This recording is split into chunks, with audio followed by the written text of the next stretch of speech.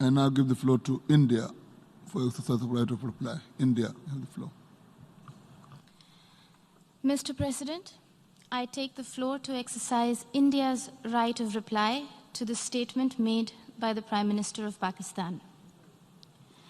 Every word spoken from the podium of this august assembly, it is believed, carries the weight of history. Unfortunately, what we heard today from Prime Minister Imran Khan of Pakistan was a callous portrayal of the world in binary terms. Us versus them, rich versus poor, north versus south, developed versus developing, Muslims versus others. A script that fosters divisiveness at the United Nations, attempts to sharpen differences and stir up hatred are, simply put, hate speech. Rarely has the General Assembly witnessed such misuse, rather abuse, of an opportunity to reflect. Words matter in diplomacy.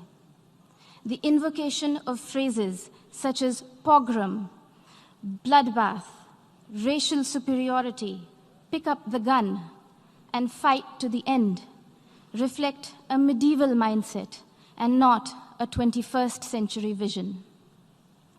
Prime Minister Imran Khan's threat of unleashing nuclear devastation qualifies as brinksmanship, not statesmanship. Even coming from the leader of a country that has monopolized the entire value chain of the industry of terrorism, Prime Minister Khan's justification of terrorism was brazen and incendiary. For someone who was once a cricketer and believed in the gentleman's game, today's speech bordered on crudeness of a variety reminiscent of the guns of Dara Adam Khel. Mr. President, now that Prime Minister Imran Khan has invited UN observers to Pakistan to verify that there are no militant organizations in Pakistan, the world will hold him to that promise. Here are a few questions that Pakistan can respond to as a precursor to the proposed verification. Can Pakistan confirm the fact that it is home to 130 UN-designated terrorists and 25 terrorist entities listed by the UN as of today? Will Pakistan acknowledge that it is the only government in the world that provides pension to an individual listed by the UN in the Al-Qaeda and Daesh sanctions list?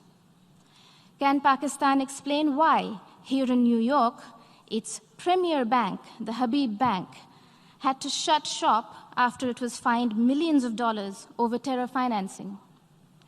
Will Pakistan deny that the Financial Action Task Force has put the country on notice for its violations of more than 20 of the 27 key parameters? And finally, would Prime Minister Khan deny to the city of New York that he was an open defender of Osama bin Laden? Mr. President, having mainstreamed terrorism and hate speech, Pakistan is trying to play its wild card as the newfound champion of human rights.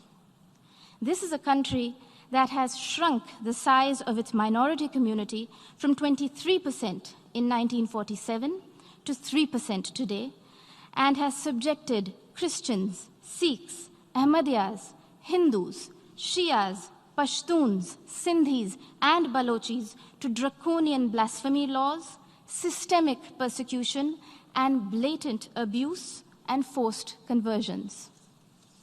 Their newfound fascination for preaching human rights is akin to trophy hunting of the endangered mountain goat, the Markhor. Pogroms, Prime Minister Imran Khan Niazi, are not a phenomenon of today's vibrant democracies. We would request you to refresh your rather sketchy understanding of history. Do not forget the gruesome genocide perpetrated by Pakistan against its own people in 1971 and the role played by Lieutenant General A.A.K. Niazi. a sordid fact that the Honorable Prime Minister of Bangladesh reminded this Assembly about earlier this afternoon.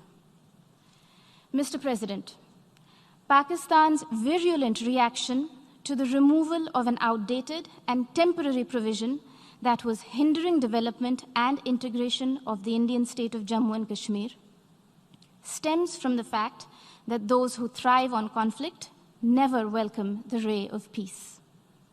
While Pakistan has ventured to upstream terrorism and downstream hate speech there, India is going ahead with mainstreaming development in Jammu and Kashmir.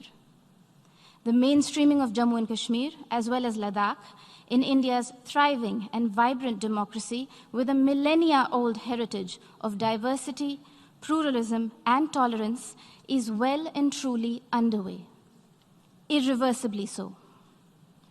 The citizens of India do not need anyone else to speak on their behalf, least of all those who have built an industry of terrorism from the ideology of hate. I thank you, Mr. President. I thank the representative of India for her remarks.